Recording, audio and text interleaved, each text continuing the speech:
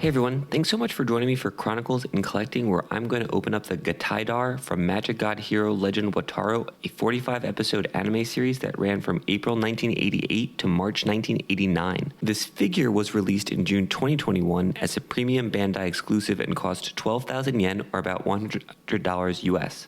Since it was not released in the US P Bandai store, I had to get it from a third-party seller, and it cost me about double that.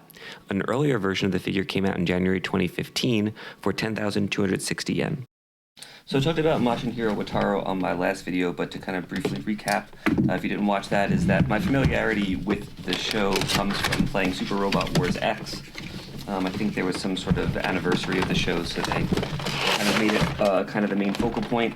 I don't think this guy was in the game, so I don't really know who he is, but it is teal and purple, which are basically my two favorite colors, so I had to order it. This figure, I know that this is the second version of it. There is a version of it from maybe about 5-6 years ago. Honestly, not 100% sure what the differences are. I don't have the original in front of me. If I had to take a guess based on the pictures that I saw and my sort of general familiarity with this line, or just taking a quick look at this figure is super cool. I don't know what this cool mouth is. It's got like two mouths, something. There's like cool like dragon guy. I'm into it.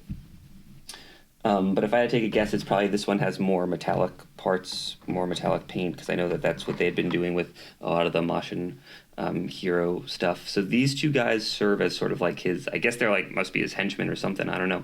There's two of them, and these become his legs. There's like a little transformation gimmick, so it doesn't look too hard, but those are famous last words. As far as accessories, definitely more than what we got in the last figure, though this figure was probably close to twice as much. You get this cool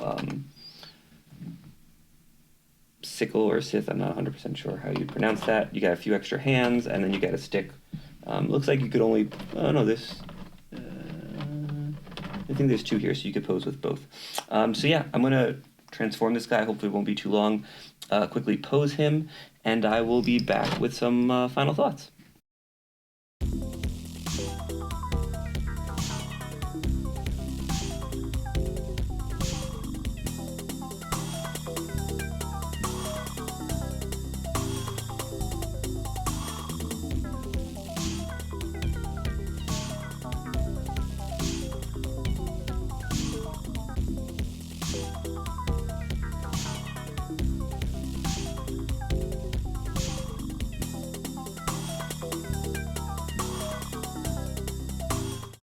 All right, and we are back. So let's get this guy on the rotating stand so you get the full 360 view.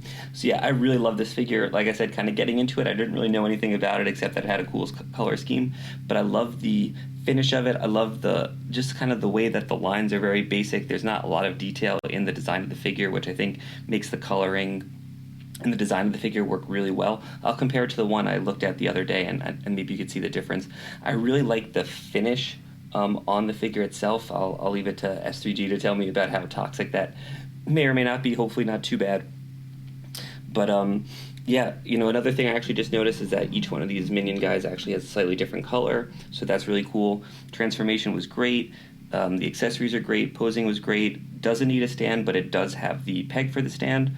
You know, this figure was pretty expensive, probably twice as much as the other one, but I really, really like it.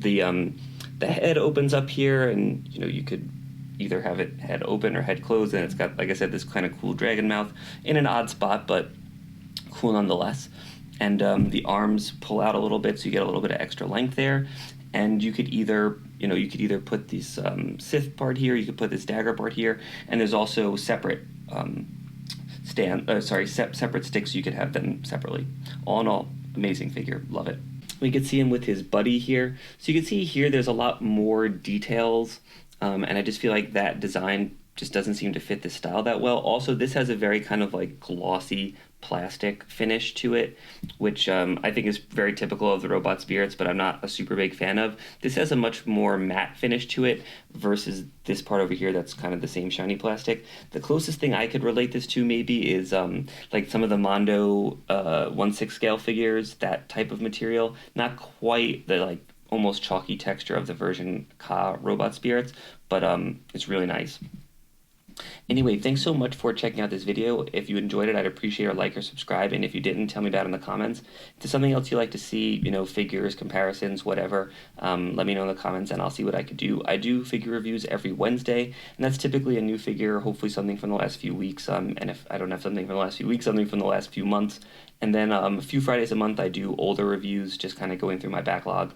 And that could be anything from the last, year or so, from stuff that's maybe even 10 years old or something like that. And please join me for next week's episode where we are going to take a look at the Robot Spirits MS06JC Land Battle Type Zaku 2 JC Type version anime and the Robot Spirits 8th MS Team Optional Parts Set version anime. Thanks so much and keep collecting.